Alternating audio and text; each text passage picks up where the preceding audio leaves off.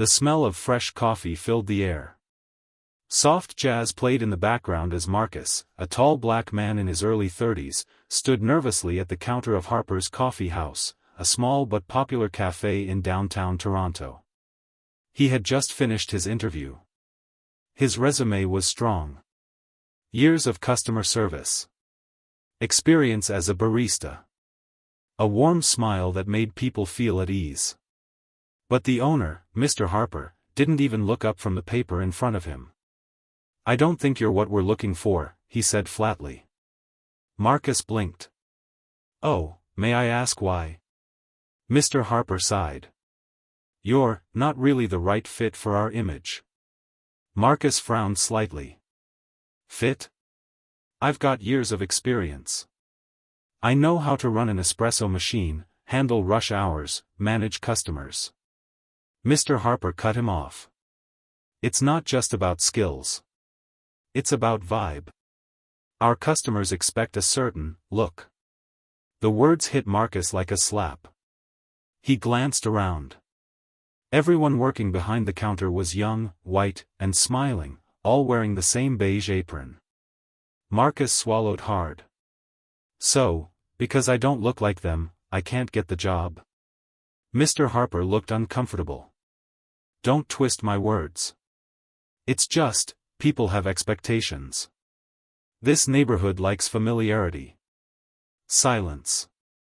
Then, from the back room, a soft gasp. They both turned. Standing near the door was Lila Harper, Mr. Harper's 19-year-old daughter, holding a tray of pastries. She had heard everything.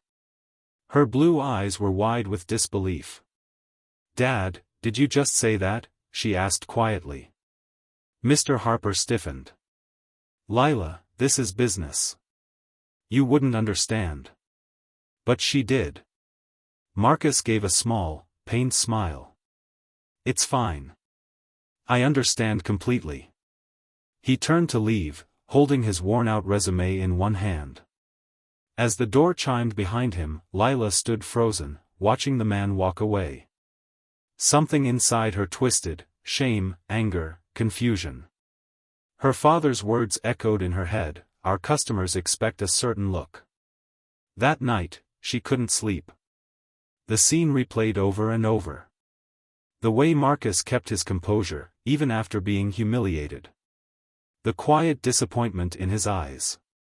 The guilt she felt for being part of a business that made someone feel small because of their skin. She had to do something. But what could she possibly do against her own father? The next morning, Marcus sat in a small diner across the street, sipping cheap coffee, scrolling through job listings. He sighed. He'd applied to 8 places that week, all with no luck. Then his phone buzzed. An email. From Harper's Coffee House. His heart skipped. Did they change their mind? He opened it. It wasn't from Mr. Harper. It was from Lila. "Hi Marcus. I'm really sorry about what happened today. I overheard everything. Please come back tomorrow morning. I think I can fix this." Marcus stared at the screen, unsure what to think. Was this a trap? A prank? Or something real? Either way, he decided to show up. The next day, the doorbell chimed again as Marcus stepped back into Harper's Coffee House. But this time, the customers were watching. The staff looked nervous. Mr. Harper stood at the counter, red-faced. And Lila? She was standing right beside him, holding a clipboard and wearing the same apron as the employees.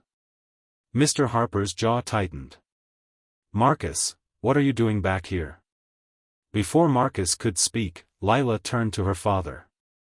"Actually, Dad," she said clearly, "I invited him." The entire cafe went silent. Mr. Harper froze. "What are you talking about, Lila?" Lila took a deep breath, and then said something that made the whole cafe go silent, and her father's face turned pale. The cafe went still. Every eye turned to Lila. Mr. Harper's face turned red, his voice rising. "Lila, what are you doing? You don't run this business. Lila didn't flinch. Maybe not. But I work here. And I was here when you turned away a good man because of his skin. The air tightened. Even the espresso machine hissed as if it didn't dare interrupt. Marcus stood quietly by the door, unsure whether to stay or walk out again. Mr. Harper snapped, "You don't understand how business works. Customers like familiarity." "No, Dad," Lila interrupted, her voice steady. "Customers like kindness. They like good coffee and good people. And Marcus is both." The staff whispered among themselves. One barista, a young guy named Ben, spoke up. "She's right, Mr. Harper. We've had complaints before, people think this place feels exclusive." Mr. Harper glared at him, but Lila stepped forward. "You always told me this cafe was built on community and Canadian values, respect, equality, opportunity. Did you forget that?" Mr. Harper's jaw tightened. "This isn't a debate, Lila. I make the decisions here." But Lila wasn't backing down. She turned to Marcus. "Would you still want to work here, if things were different?" Marcus hesitated. "Honestly, I just wanted a fair shot. I don't need pity." She nodded. "You won't get pity. You'll get a chance." Then she faced her father again. "If Marcus doesn't get the job, I quit." Gasps rippled across the cafe. "Lila, don't you dare." "I mean it, Dad. You can't preach community and then practice discrimination." For the first time, Mr. Harper didn't have a comeback. He just stood there, looking at his daughter, and at the man he had judged without a second thought. Slowly, his shoulders dropped. He sighed, looking down. "You really think I was wrong?" Lila nodded. "I know you were." Mr. Harper turned to Marcus. His voice was quieter now. "If you're still interested, the job's yours." Marcus looked at him for a long moment, then smiled faintly. "Only if you mean it." "I do," Mr. Harper said. The twist. A few weeks later, Harper's coffee house looked different. The menu had changed slightly. The staff was more diverse. The atmosphere, warmer. Customers noticed. Some said it finally felt like a real community cafe. Marcus stood behind the counter, greeting regulars with his easy smile. He didn't just make coffee, he made people feel seen. And business? It actually got better. One afternoon, a woman came in with a small group from a local magazine. She smiled at Marcus. "We're doing a story on inclusive workplaces in Canada," she said. "Your cafe was recommended." Marcus glanced at Mr. Harper, who now stood quietly by the espresso machine, and smiled. "Well," Marcus said, "it's a story that started with a mistake, but ended with a lesson." Lila joined them, laughing. "And the lesson is simple, never underestimate kindness." The journalist nodded, scribbling notes. "That's a good quote. What should I title the article?"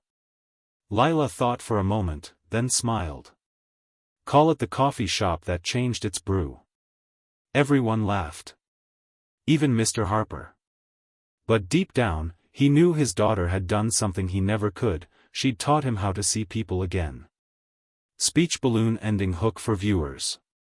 As the day ended, Marcus locked up the shop, looking out over the Toronto skyline glowing at sunset.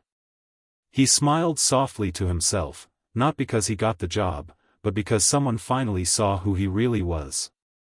Sometimes justice doesn't come from anger. It comes from courage, and a voice that dares to speak when it matters most.